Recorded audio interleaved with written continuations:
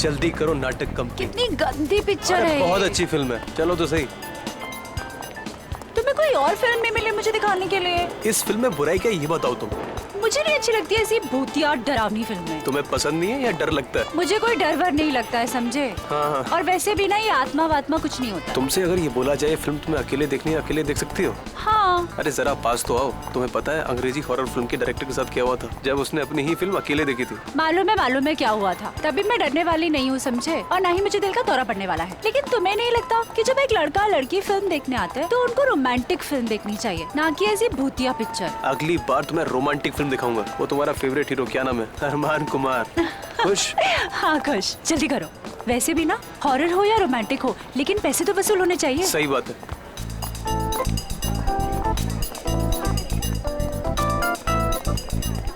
Seat number क्या है? अरे वो बताएगा ना, थोड़ा आगे।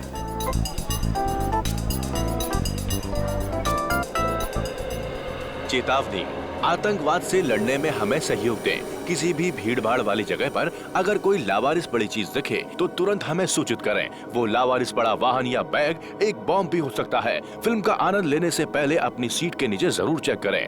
हमारी थोड़ी सी समझदारी बड़े हादसों को टाल सकती है। धन्यवाद। शगुन, तुम्हारी सीट के नीचे बम तो नहीं है?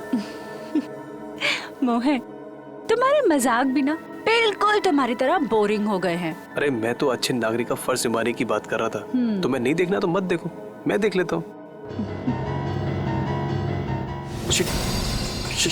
शगुन, तुम्हारी सीट के नीचे बैग है। मोहन, तुम्हें लगता है तुम इतनी आसानी से मुझे उल्लू बना सकते हो? तुम्हारे सर की कसम, नीचे बैग है। सच में? हाँ, देखो ना। Oh my God, नीचे तो सचमुच में बैग है। कहीं इसमें बम तो नहीं है? हो सकता है, कुछ भी हो सकता है। अब क्या करें?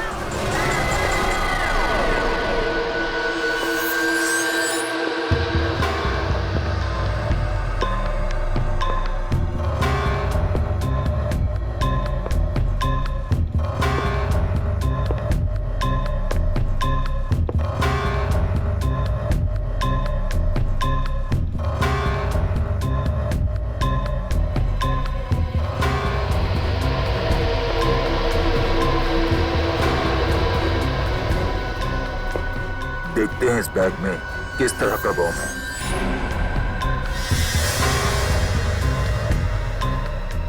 अरे इस बैग में तो बम नहीं है, तो फिर क्या है? एक मिनट देखते हैं।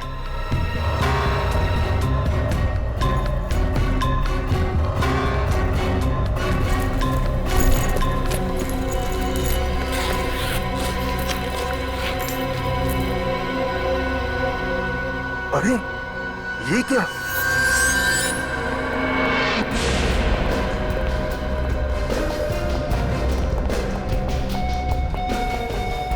सर, इसी बैग में कटा हुआ हाथ है।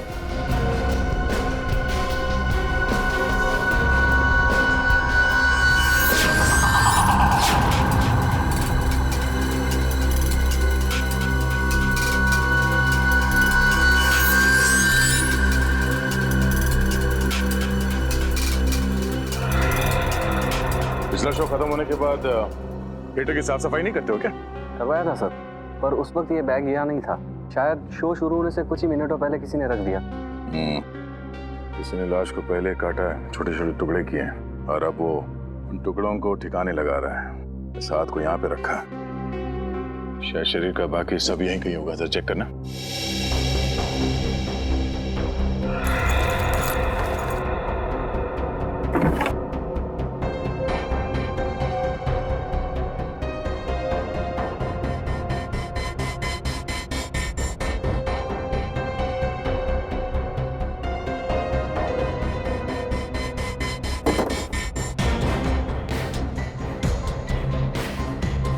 कुछ मिला? नहीं सर।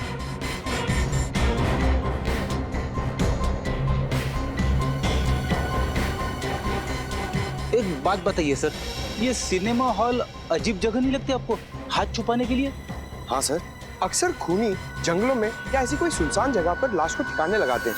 ये सिनेमा हॉल की सीट के नीचे। पता नहीं इस खूनी के दिमाग में क्या चल रहा है। ये हाथ तुम लोगों को कुछ अजीब नहीं लग रहा? अजीब क्या सर? ये देखो, हाथ को काटने के बाद भी कहीं पे भी खून का कोई निशान नहीं है। ऐसा लगता है कि खूनी ने हाथ काटने के बाद एकदम साफ कर दिया इसे। हाँ सर, हाथ को इतने अच्छे से साफ किया कि उनकी एक बूंद भी नहीं दिख रही है। हाँ, ये चक्कर कुछ और ही लगता है। हाथ पे कहीं पे भी कोई सूजन नहीं है, न ही लाल पड़ने का कोई निशान है। मैनेजर साहब, कोई आपके थिएटर में बैग लेके आता है तो उसकी कोई चेकिंग नहीं होती? होती है सर, पर पता नहीं सिक्योरिटी ने इतनी बड़ी गलती कैसे कर दी। गलती? एक आदमी का कटा हुआ हाथ थिएटर के अंदर लाया गया है और आप उसे गलती कह रहे हैं? हाँ? आपके थिएटर के बाहर सीसीटीवी कैमरा लगा हुआ है? जी सर। सर ये देखिए। ये शो शुरू होने से पहले थिएटर के बाहर का फुटेज दिखाना था। जी सर, दिखाता हूँ।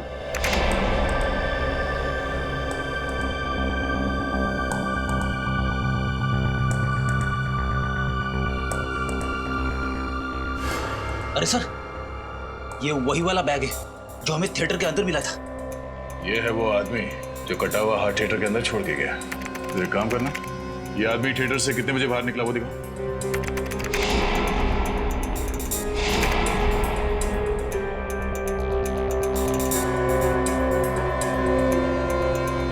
सवा 12 बजे अंदर गया और 12:20 को बाहर।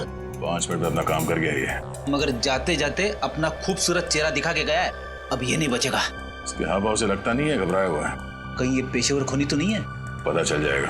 एक काम करो, इसकी तस्वीरें हर जगह भेज दो और क्रिमिनल डेटाबेस में भी चेक करवाओ। आसान के कुछ बातचीत हुई हाथ के साथ? क्या बताया इसने कि किसका हाथ है, किसने काटा इसे, कैसे काटा इसे? बॉस, इस हाथ ने बताया कम, पूछा ज्यादा। क्या इस हाथ ने उल्टा आपसे ही सवाल पूछ लिया? हाँ ब्रेडी, और सवाल नहीं पूछा, सीधे पहेली पूछ डाली और कहा कि अपने आप को बहुत 30 मार का फोरेंसिक एक्सपर्ट समझते हो ना, तो ये पहेली सुलझा करके देखो। ऐसी क्या पहेली है डॉक्टर साहब, हमें भी बताइए, शायद हम आपकी कोई मदद कर दें। हाँ जरूर दे। वैसे भी यार आज तारीख नहीं आई है, शायद आप लोग मेरी मदद कर दें। ये देखो, हाथ का ये वाला हिस्सा यहाँ कलाई के पास। बॉस, ये हिस्सा अभी भी बहुत ज्यादा नरम है, सूख करके सख्त नहीं हुआ। इसमें हैरानी की क्या बात है सालून के साहब? कई लोगों के हाथ नरम होते हैं, कईयों के सख्त होते हैं, है ना? रेडी, तुम मेरी बात समझ नहीं रहे हो यार। देखो, जब किसी इंसान का कोई अंग काट करके अलग किया जाता है तो वहां से बहते हुए खून को रोकने के लिए दिमाग एक सिग्नल भेजता है ताकि वो खून बहना बंद हो जाए, सूख जाए। लेकिन इस हाथ में ऐसा कुछ नहीं हुआ। मतलब इस इंसान के दिमाग ने कोई सिग्नल दिया ही नहीं? बिल्कुल नहीं दिया, कोई सिग्नल नहीं दिया। बल्कि इस हाथ की तो सारी नसें, सब हड्डियां सही सलामत है। कहीं से कुछ कटने का निशान नहीं है, कहीं पर कोई नर्व टूटी या कटी हुई नहीं है। यार ये तू कैसे कह सकता सारुण के? देख, किसी भी इंसान का हाथ अगर काटा जाए या उखाड़ा जाए तो जहां से भी ये काटा गया हो या उखाड़ा गया हो वहां पर बाकी नसें या हड्डियां तो होंगी होंगी ना। तुम बात बिल्कुल ठीक कह रहे हो बॉस, लेकिन इस हाथ में ऐसा कुछ नहीं मिला मुझे। बल्कि इस हाथ को देख करके लगता है कि ये हाथ किसी शरीर का हिस्सा ही नहीं है। इस हाथ की अपनी एक अलग हस्ती है, अलग है ये हाथ बिल्कुल। डॉक्टर साहब, अब आप पहेलियां बुझा रहे हैं। मैंने कहा था ना दया, ये बहुत टेढ़ी पहेली है ना? कहा था ना। और बताता हूँ बॉस, इस हाथ को लैब में पड़े हुए पूरे 5 घंटे हो गए, लेकिन इस हाथ के सड़ने की गति इतनी धीमी है कि आधा घंटे वाले लक्षण भी नहीं दिखाई दे रहे इस हाथ में। उंगलियों के निशान मैच हुए? नहीं, अपने क्रिमिनल डाटाबेस में तो मैच नहीं हुए, लेकिन मैंने ये निशान दिल्ली भेजे हैं सेंट्रल डाटाबेस में। वहां पर तो हर आम आदमी की उंगलियों के निशान होते हैं, शायद किसी से मैच हो जाए। हेलो, क्या लाश कहां पे?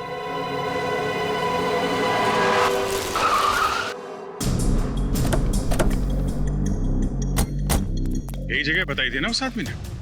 हाँ सर, लेकिन यहाँ आसपास कोई दिखाई नहीं दे रहा है।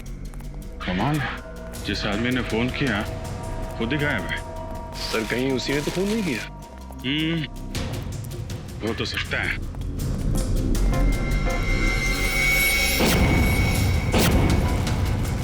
लाश?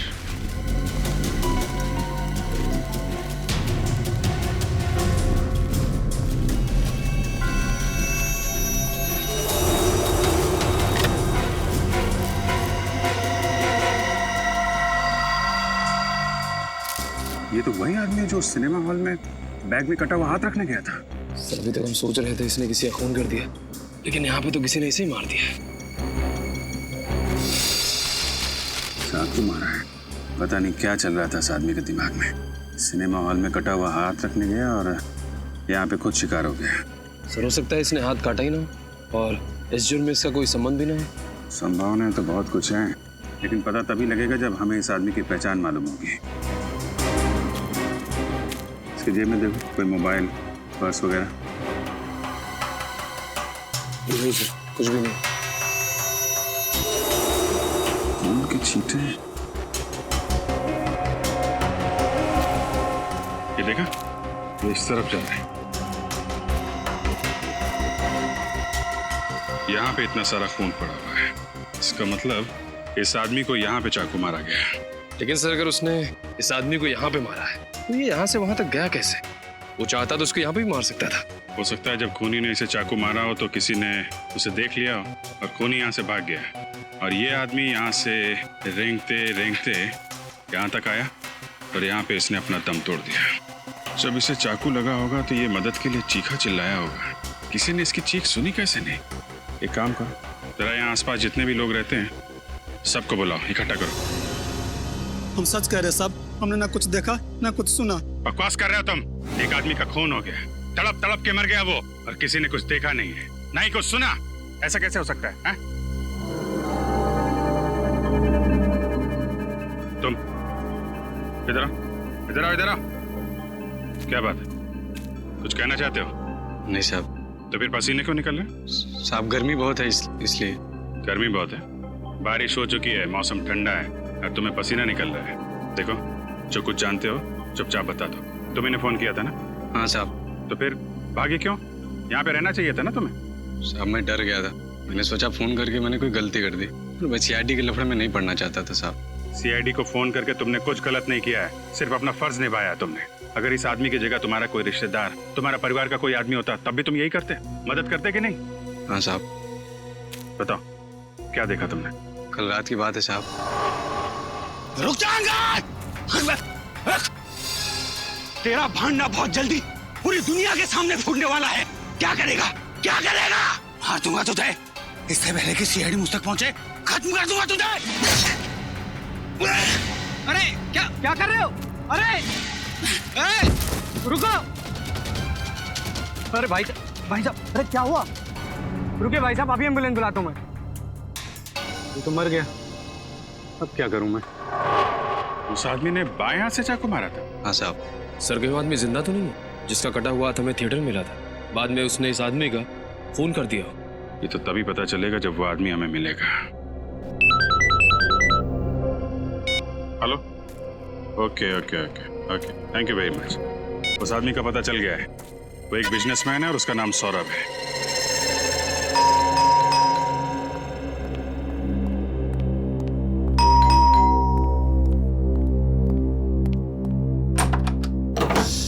जी कहिए, किससे मिलना है आप लोगों को? सौरभ जी का घर यही है ना? जी हाँ। सुनील कौन है? मैडम ये लोग सीआईडी से। सीआईडी से? जी देखिए, हमें एक आदमी का कटा हुआ हाथ मिला है। क्या कटा हुआ हाथ? जी, और वो हाथ आपके पति सौरभ का है। ये क्या कह रहे हैं आप? आपको जरूर कोई गलतफहमी हुई है।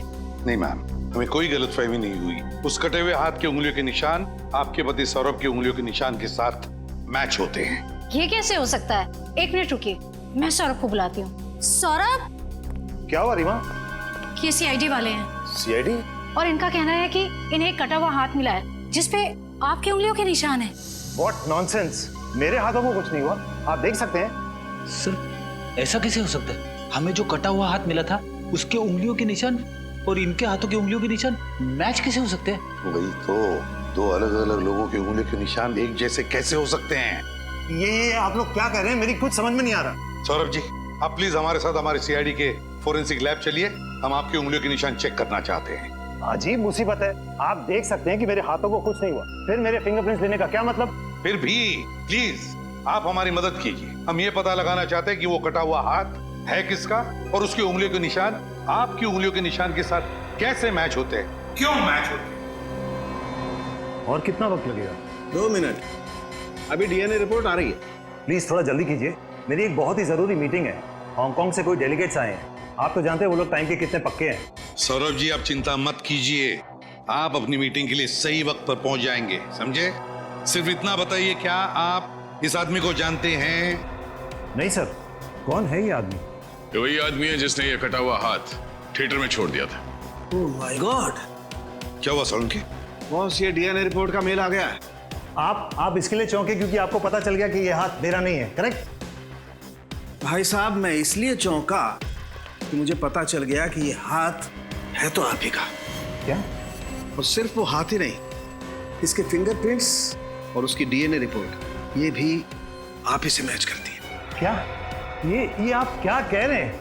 देखिए, मेरे दोनों हाथ सही सलामत है। ये देखिए, आपके सामने है।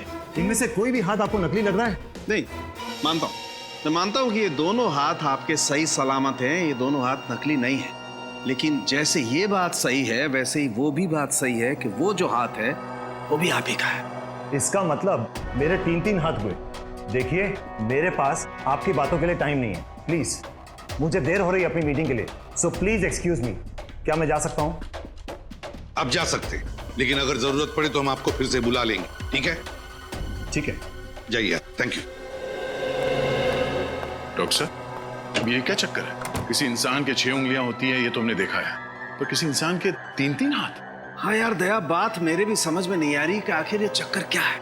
लेकिन डीएनए की रिपोर्ट तो गलत नहीं हो सकती। बॉस, ये हाथ तो इसी सौरभ का है। अब कैसे है ये नहीं पता चल पाया। दिमाग खराब कर देता है तू सौरभ के यार। तेरे पास इस उम्मीद से आता है कि तू कोई तो सुराग देगा जिसकी वजह से हम केस को आगे ले जा सकते, लेकिन नहीं, दिमाग घुमाने के अलावा और कुछ करता ही नहीं है तू। अरे बाबा, नाराज क्यों होते हो? देता हूँ, सुराग भी देता हूँ, और इस बार ऐसा सुराग दूंगा कि तुम मुझे मोतीचूर के लड्डू खिलाओगे। बोलो, एक मिनट।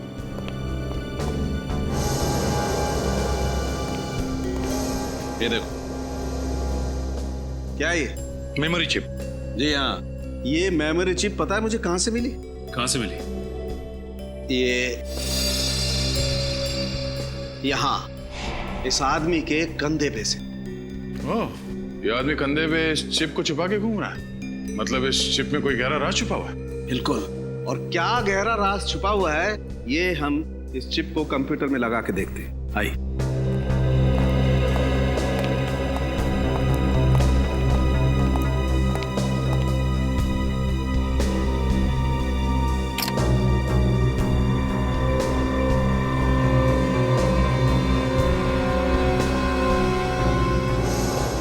बॉस, जतिन कुमार, हेमंत, दिव्येंदु, सुशील, चिराग, ये तो शहर के बड़े बिजनेसमैन हैं। हाँ सर, और वो देखो, लिफ्ट के सबसे नीचे सौरभ का नाम भी लिखा हुआ है। हाँ, मगर सर ये मरा हुआ आदमी चिप में इन सारे बिजनेसमैन के नाम लेके क्यों घूम रहा होगा? दया, जरूर इस मरे हुए आदमी का इन बिजनेसमैन के साथ कोई ना कोई कनेक्शन है, पर क्या होगा कनेक्शन? सर, सभी नामों के आगे नंबर्स लिखे हुए, बड़े अजीब लग रहे। ये किस चीज के नंबर हो सकते? हाँ, है तो बड़े अजीब नंबर।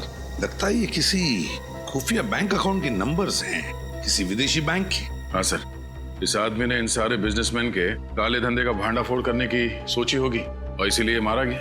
मगर सर, अगर ऐसा है तो फिर इस सौरभ ने इस आदमी को पहचाना क्यों नहीं? फिर हमसे झूठ तो नहीं बोल रहा था? हो सकता है सौरभ झूठ बोल रहा है हमसे। इस आदमी के कंधे में से हमें मिलती है एक मेमोरी चिप जिसमें होता है शहर के बिजनेसमैन के नाम और शायद उनके बैंक अकाउंट नंबर्स भी। और फिर ये हाथ, ये कटा हुआ हाथ जो सौरभ का है भी और नहीं भी। नहीं सर, ये तो नहीं मालूम, लेकिन ये बात उसे छिपाने के लिए कही गई थी। यहाँ तक कि सौरभ की बीवी को भी ये बात नहीं मालूम। कहीं सौरभ को कोई बीमारी तो नहीं थी जिसका वो चोरी छुपे इलाज करा रहा हो? अब ये तो सीडी के हॉस्पिटल जाने के बाद ही पता चलेगा। हाँ ठीक। डॉक्टर सुमित। जी हाँ, आप लोग कौन? जी हम लोग सीआईडी से। सीआईडी से? जी हाँ, सीआईडी। बाहर रिसेप्शन पे पता चला कि बिजनेसमैन सौरभ का इलाज आप ही करते हैं। जी हाँ, लेकिन इस इलाज का सीआईडी से क्या लेना देना? डॉक्टर सुमित, हमें एक लाश मिली है एक खून हुआ है और खूनी को ढूंढने में हमें आपकी मदद चाहिए। मैं आप लोगों की कैसी मदद कर सकता हूँ? हमारे कुछ सवालों का जवाब देकर। जी पूछिए। आप सौरभ जी का इलाज कर रहे हैं ना? क्या बीमारी है उनको? उनका बायां हाथ गैंग्रीन से ग्रस्त है। गैंग्रीन? ये गैंग्रीन क्या होता है डॉक्टर साहब? इस बीमारी में मरीज के हाथ के अंदर एक ऐसा बैक्टीरिया पैदा हो जाता है जो हाथ को धीरे धीरे खोखला कर देता है, और जब इस बैक्टीरिया की शक्ति हद से ज्यादा बढ़ जाती है तो हाथ को शरीर से काटकर अलग करना पड़ता है ताकि ये बीमारी शरीर के किसी दूसरे भाग में न फैल सके। मतलब सौरभ जी की बीमारी इतनी बड़ी नहीं है कि उनका हाथ काटना पड़े, हैं? हाँ, मगर ये बीमारी बहुत तेजी से फैल रही है। अगले 6-8 महीनों में उनका हाथ काटना पड़ेगा। 6-8 महीनों में हाथ काटना पड़ेगा? तो इसीलिए उन्होंने अपने घर वालों से ये बात छुपा के रखी है अपनी बीमारी के बारे में। हाँ, वो नहीं चाहते थे कि बेवजह ये सब जानकर उनके घर वाले परेशान हो। सर, आपके साइन चाहिए थे सर। यार तो फिर आ गया। तुम इंश्योरेंस वाले भी बहुत परेशान करते हो। जितना ऑटोग्राफ किसी एक्टर को नहीं देना पड़ता है उतना सिग्नेचर तुम हम आम आदमी से ले लेते हो। सर, आप कौन से किसी सेलिब्रिटी से कम है? तुम लोगों की वजह से ही मार्केट में मक्खन का भाव बढ़ गया है। एक्सक्यूज मी सर, आप 2 मिनट रुकिए, मैं भी आता हूँ। जी चलो। सौरभ जी का बायां हाथ कटने वाला है 6-8 महीनों में, और हमें मिला है एक दूसरा बिल्कुल वैसा ही बायां हाथ जिसका डीएनए मैच होता है सौरभ के डीएनए के साथ। मतलब सौरभ जी ने पहले से ही इंतजाम करके रखा है नए हाथ का। हेलो, हाँ क्या? देखिए आप घबराइए मत, हम लोग पहुंचते हैं। सर, सौरभ की पत्नी रीमा का फोन था। सौरभ को घर से गुंडे उठा ले गए। रीमा जी। सर, आप लोगों ने आने में बहुत देर कर दी। वो गुंडे सौरभ को लेके चले गए। क्या आपने उन्हें देखा? पहचान दिया आप उन्हें? नहीं, सबने मुंह ढके हुए थे अपने। मैं किसी को नहीं देख पाई। मैंने रोकने की बहुत कोशिश की, उन लोगों ने मुझे इतना धक्का दे दिया और मैं गिर गई, और तब तक वो सौरभ को लेके निकल गए। देखिए, आप चिंता मत कीजिए, हम सौरभ जी को सही सलामत घर वापस लेकर आएंगे। सर, बस अब आपका ही सहारा। बचा लीजिए उन्हें, देखिए उन्हें कुछ हो ना जाए। तुम कहाँ थे जब हमला हुआ? सर, मैं उस समय मार्केट गया था। जब वहाँ से आया तो यहाँ पर सब कुछ हो चुका था। रीमा जी, आपको किसी पे शक है? कौन कर सकता है ये काम? किसी के साथ उनकी कोई दुश्मनी थी क्या? जी नहीं, उनकी किसी के साथ कोई दुश्मनी नहीं थी। मुझे बहुत डर लग रहा है, उन्हें कुछ हो ना जाए। अब घबराइए मत, हम सौरभ जी को कुछ नहीं होने देंगे। रीमा जी, जरा याद करके बताइए, क्या वो किडनैपर्स आपस में कुछ बातें कर रहे थे? और अगर कर रहे थे तो क्या आपने कुछ सुना? शायद कोई बात जिससे हमें मदद हो सके उन तक पहुंचने के लिए। याद करके बताइए। सर, वो गुंडे तो कुछ नहीं कह रहे थे, लेकिन मैंने सौरभ के मुंह से सुना था कि वो कह रहे थे उन्हें कोई इलाज नहीं करवाना है, उन्हें छोड़ दो। कोई इलाज नहीं करवाना? हाँ, मुझे यही बात तो समझ में नहीं आ रही है। जब सौरभ को कोई बीमारी ही नहीं थी तो वो किस चीज का इलाज करवाना चाहते थे? रीमा जी, हमें पता है सौरभ किस इलाज के बारे में बात कर रहे थे। क्या मतलब? समझ में नहीं आता आपको बताएं या नहीं। सौरभ जी के बाएं हाथ में गैंग्रीन हुआ है। वो हाथ अब धीरे धीरे सड़ने लगा है। क्या? सर, ये केस तो दलदल की तरह धंसता ही चला जा रहा है। जब हम सौरभ के तीसरे हाथ के राज तक पहुंचे तो किसी ने सौरभ को ही अगवा कर लिया। मुझे लगता है सर ये हमें कुछ बता सकता था जिससे खूनी तकलीफ में आ जाता। लो बस, पता चल गया बस। पता चल गया कि ये हाथ इतना धीरे धीरे क्यों सड़ रहा था। क्यों सड़ रहा था सर? बॉस, इस हाथ को एडेन गुडाल नाम के केमिकल में डुबो करके रखा गया था। एडेन गुडाल है क्या ये? बॉस, ये एक ऐसा केमिकल है जो न सिर्फ इंसान की चमड़ी को बल्कि उसके भीतर के अंगों को, उसकी नसों को भी ठीक वैसे ही संभाल करके रखता है जैसा उसे डुबोने के वक्त था। इसका मतलब है डॉक्टर साहब, ये बताना मुश्किल है कि ये हाथ कितने समय से इस केमिकल में रखा गया था? बिल्कुल दया, 6 दिन, 6 हफ्ते, 6 महीने, 6 साल, कुछ भी नहीं कह सकते। कुछ कह नहीं सकते। फिर दिमाग खराब कर दिया यार सारुण की। अरे यार, तेरे पास कोई तो जवाब होना चाहिए ना। है, जवाब है, लेकिन इस बात का जवाब मैं नहीं दूंगा। इस बात का जवाब हमें तातियाना मछली देगी। तातियाना मछली?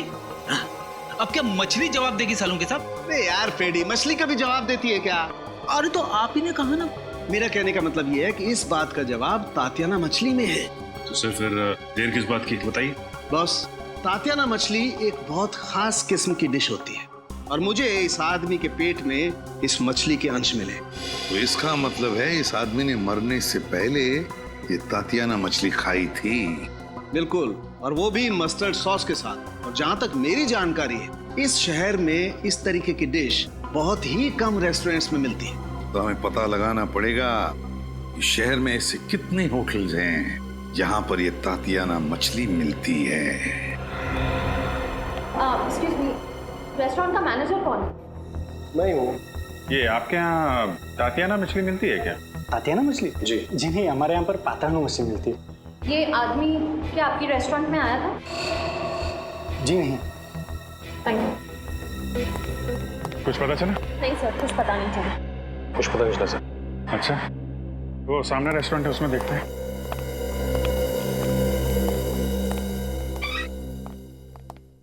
Excuse me. आइए आइए सर, आप अच्छे मौके पे आए हो सर। आज हमारे रेस्टोरेंट के 5 साल पूरे हो गए सर, इसीलिए आज यहाँ पे हर डिश पे 30% डिस्काउंट है सर। अरे वाह, ये तो बड़ी अच्छी बात है। होटल की वर्षगांठ आपको बहुत बहुत मुबारक। शुक्रिया। कहिए सर, क्या खाना पसंद करेंगे आप? जी हमें तातियाना मछली खानी है। मिलेगी? मिलती है सर, बल्कि वो हमारे रेस्टोरेंट की खासियत है सर। सर मैं दावे के साथ कहता हूँ कि पूरे शहर में हमसे अच्छा तातियाना मछली कोई नहीं बनाता सर। फिर तो आपने इन भाई साहब को जरूर देखा होगा आपकी रेस्टोरेंट में, आपके यहाँ की स्वादिष्ट तातियाना मछली खाते हुए। हाँ मैडम, ये भाई साहब अक्सर हमारे रेस्टोरेंट में आते जाते रहते हैं। अच्छा, आपके दोस्त है क्या? हाँ, ये ऐसे ही समझ लीजिए। पर एक दिक्कत हो गई है। दिक्कत? कैसी दिक्कत सर? एक्चुअली हम लोग दूसरे शहर से आए हैं, तो अपने दोस्त को सरप्राइज देना चाहते थे, पर ये इनका एड्रेस ही खो गया। पता खो गया? हाँ जी, उनके मुंह से आपकी रेस्टोरेंट का नाम कई बार सुना था, तो सोचा तुक्का मार लेते हैं, शायद आपके यहाँ से पता मिल जाए हमें। हाँ जी जी, मिस्टर अंगद हमारे रेस्टोरेंट से अक्सर होम डिलीवरी मंगवाते हैं। अच्छा अच्छा, इनका नाम अंगद है। कुछ कहा आपने? अरे नहीं, ये क्या कहेगा, काफी दिनों से अंगद से मिला नहीं है ना, तो कुछ भी बोलता है। अच्छा अच्छा, रमेश जी सर, अपने कंप्यूटर से मिस्टर अंगद का पता निकाल के देना सर को।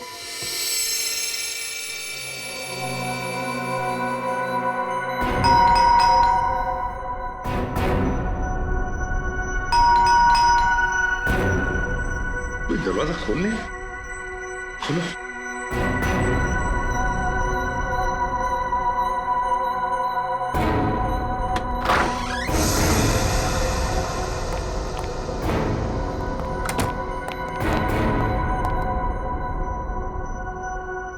घर तो खाली है, कोई भी नहीं है घर में। देखो जरा।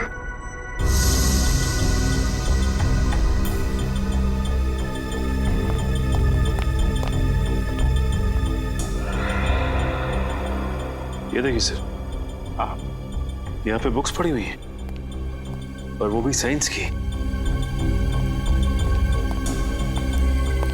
ह्यूमन बॉडी,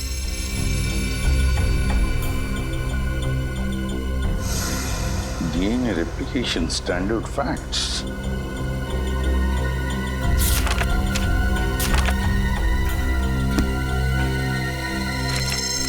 ये अंगद ने वो हाथ ऑडिटोरियम की सीट के नीचे रखा था ना?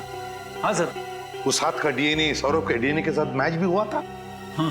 तो कहीं ऐसा तो नहीं कि ये अंगद रिसर्च कर रहा था क्लोनिंग पर, शरीर के अंग बनाने पर? हाँ सर, इन सबको देख के तो ऐसे लगता है। सचिन, जरूर इस अंगद के खून का राज इस रिसर्च से संबंधित है। कोई ना कोई कनेक्शन जरूर है अंगद के खून का। घर को अच्छी तरह से छान मारो, ढूंढो, कुछ ना कुछ तो सुराग जरूर मिलेगा।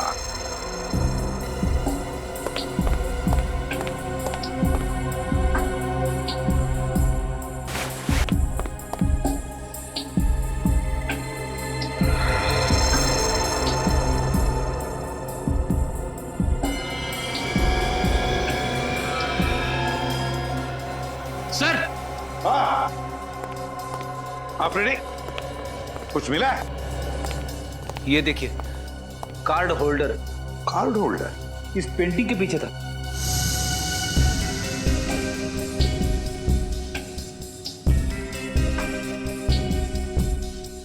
मिकी का कार्ड है।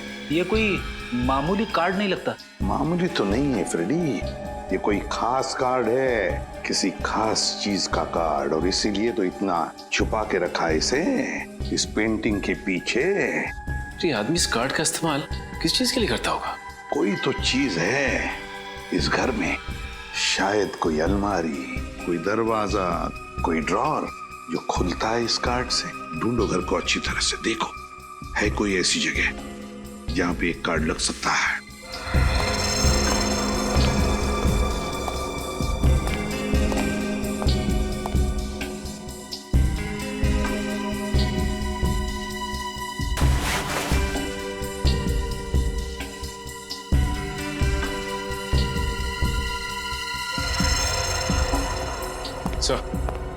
इस कमरे में तो ऐसी कोई भी जगह दिखाई नहीं दे रही है जहाँ पे ये कार्ड लगाया जा सके। सचिन, अगर घर में नहीं तो फिर बाहर जरूर है, बाहर जरूर है। ये अंगद जरूर बार बार बाहर जाता था, किसी ऐसी जगह जहां पर इस कार्ड से कोई बंद दरवाजा खुलता है, कोई ऐसा दरवाजा जिसके पीछे इस केस का राज छुपा है। सर, हाँ, पड़ोसी ने हमें बताया था ना कि खुद की गाड़ी होने के बावजूद भी अंगद आने जाने के लिए रिक्शा का इस्तेमाल करता था। तो रिक्शा स्टैंड पे जाकर अच्छी तरह से पूछताछ करो, पता लगाओ ये अंगद जाता कहाँ था। आपको ऑटो में बैठना ज्यादा पसंद है या टैक्सी में? वैसे तो मुझे अपनी गाड़ी ज्यादा पसंद है, लेकिन हाँ, ऑटो का अपना अलग ही मजा है। क्या है कि दोनों तरफ से ऑटो खुला होता है, हवा अच्छी है। ये बात तो है। कभी कभी मुझे लगता है कि मैं भी एक ऑटो खरीदूं ब्यूरो में आने जाने के लिए। आइडिया बहुत अच्छा है, अब तक खरीदा क्यों नहीं? डर लगता है कहीं रास्ते में किसी ने रोक लिया तो यहाँ वहाँ ले जाने के लिए, फिर तो ब्यूरो में पहुँचने में देर हो जाएगी। और आप तो जानते हैं एसीपी साहब मुझे। ये बात तो है। एक मिनट, कहिए साहब, कहाँ जाएंगे? जाना कहीं नहीं है, बस हम लोग सीआईडी से। सीआईडी? जी हाँ, सीआईडी से। ये इस फोटो को ध्यान से देखो। क्या इस आदमी को तुमने अपने ऑटो में बैठा के कहीं छोड़ा है? नहीं साहब, हमारी ऐसी किस्मत कहाँ कि हम इनको छोड़ें, ये हमारी ऑटो में जाएं। क्या मतलब? साहब, ये तो सिर्फ और सिर्फ पप्पू की ऑटो में जाते हैं और किसी की नहीं। पप्पू की ऑटो में? जी साहब, और ये पैसे भी मीटर से नहीं देते साहब। मन किया तो 500 रुपए, मन किया तो 1000 रुपए। ये पप्पू के लिए लॉटरी की टिकट के जैसे हैं साहब। जिस दिन ये पप्पू की ऑटो में बैठते हैं, पप्पू किसी को नहीं बैठाता। अच्छा, ये पप्पू को ऑटो में बैठा के लेके कहाँ जाता? साहब, ये तो पप्पू ही जाने। कहाँ रहता है ये पप्पू? सामने। माफ कर दो साहब, अब ये आगे से नहीं होगा। क्या माफ कर दो? तुम ही हो पप्पू? हाँ साहब, अपन ही पप्पू है, और आगे भी अपन का नाम बदलने का कोई इरादा नहीं है। अगला मजाक सोच समझ के करना, हंसना भूल जाएगा तू। हम लोग सीआईडी से, समझे? सीआईडी? जी हाँ, ये आदमी हमेशा तुम्हारी रिक्शा में जाता था ना? जी हाँ, ये तो अंगद साहब की फोटो है।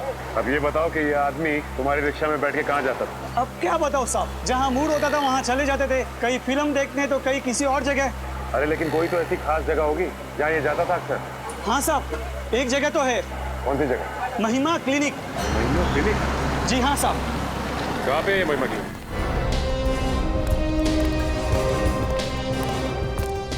सर, ये क्लिनिक है या खंडर? इसे देख के ऐसा लगता है जैसे महीनों से यहाँ पे कोई आया नहीं।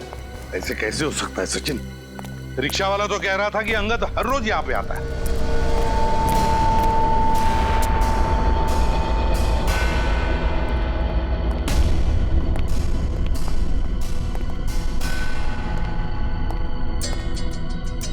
सर, अगर वो यहाँ पे रोज आता है तब तो उसे यहाँ पे साफ सफाई करवानी चाहिए। इतनी गंदगी में वो काम कैसे कर सकता है? वही तो बड़ी अजीब बात है। नहीं सर, इतनी अजीब बात भी नहीं है। क्या मतलब है? तो शायद ये उजड़ा हुआ क्लिनिक दुनिया को दिखाने के लिए है। इस खुफिया दरवाजे के उस तरफ शायद इस क्लिनिक का असली चेहरा है। खुफिया दरवाजा? हाँ, और ये खुफिया दरवाजा उस मेटल कार्ड से खुलता होगा जो हमें अंगद के घर से मिला था। हाँ, निखिल कार्ड दो। सब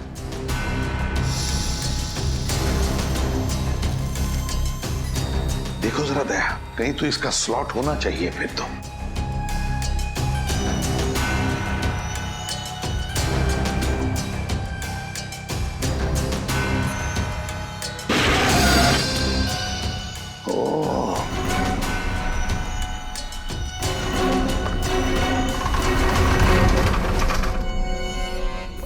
निखिल वो अलमारी ठीक से लगा दो जगह पे। सब क्या है? सर बिल्कुल अलग दिखने वाली इस जगह में इस तरह का लैब बनाया हुआ है। वो कहावत बिल्कुल सही है सर, नेवर जज a book by its cover. हाँ, और किसी इंसान को उसके कपड़ों से मत परखो। ओह नो सर, ये देखिए।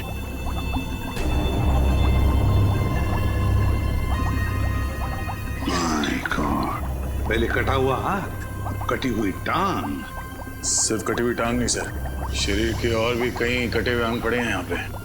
क्या चल रहा है यहाँ पर समझ में नहीं आ रहा।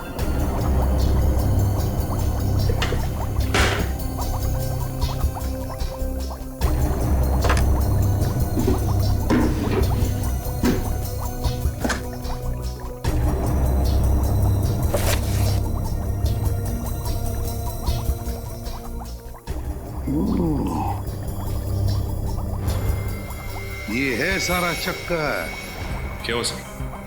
ये देखो, ये सारे जो नाम है ना इस लिस्ट में और ये नंबर्स, ये पूरी की पूरी लिस्ट बिल्कुल वही है जो हमें उस मेमोरी चिप में से मिली थी।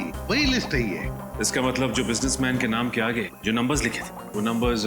हाँ सचिन, वो नंबर्स कोई खुफिया अकाउंट नहीं बैंक के, बल्कि सारे अलग अलग शरीर के अंगों के नंबर्स हैं। ये देखो, हर एक कंटेनर पर वो नंबर लिखा हुआ है, बिल्कुल वही नंबर, वही नंबर। सर जिस तरह से सौरव को नए हाथ की जरूरत थी, उसी तरह इस लिस्ट में जितने भी बिजनेसमैन हैं उन सबको किसी न किसी बीमारी की वजह से नए शरीर के अंग की जरूरत होगी। हाँ, लगता है सर यहाँ पर गैर कानूनी व्यापार चल रहा था उसका। हाँ दया, और इस सौरव का हाथ यहीं से बाहर ले जाया गया होगा। अगर यहीं से हाथ ले जाया गया है तो फिर उसका खाली कंटेनर भी यहीं पर होना चाहिए। निखिल देखो जरा।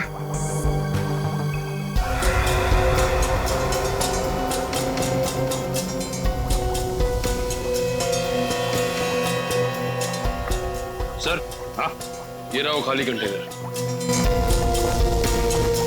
ये देखो, लेकिन एक बात समझ में नहीं आ रही है कि अंगद ने वो हाथ ऑडिटोरियम में सीट के नीचे क्यों रखा? एक और दो लाशें।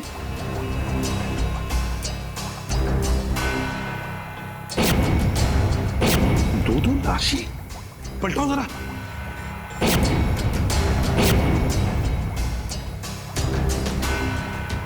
अजीब मुसीबत है। सर ये तो सौरभ है। सर लेकिन ये तो अपने लिए हाथ खरीदने आया था, इसे भला कोई क्यों मारेगा? उसी हाथ की वजह से मार डाला है सौरव को, उसी हाथ की वजह से। जो भी ये सब कर रहे हैं ना, वो समझ गए कि सौरव की वजह से हम उन तक पहुंचने वाले हैं।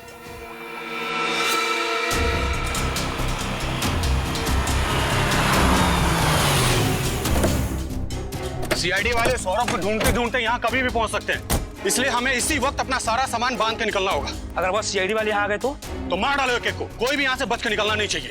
पर बॉस हम अपना सारा सामान लेकर जाएंगे कहाँ? उसकी फिक्र तुम मत करो, बड़े बॉस ने नया अड्डा तलाश कर लिया है, अब हमें बस बॉस का इंतजार करना है। बॉस यहाँ सब ठीक है ना? हाँ बॉस, हम बस अपना सारा सामान लेकर निकलने वाले थे। वैसे बॉस ये सारा सामान हम लेकर जाएंगे कहाँ? हमारा अगला अड्डा? हटाओ उसे। Okay boss. हमें यहाँ से जल्द अपना सामान लेकर निकलना होगा। चलो जल्दी से अपना सामान समेटो।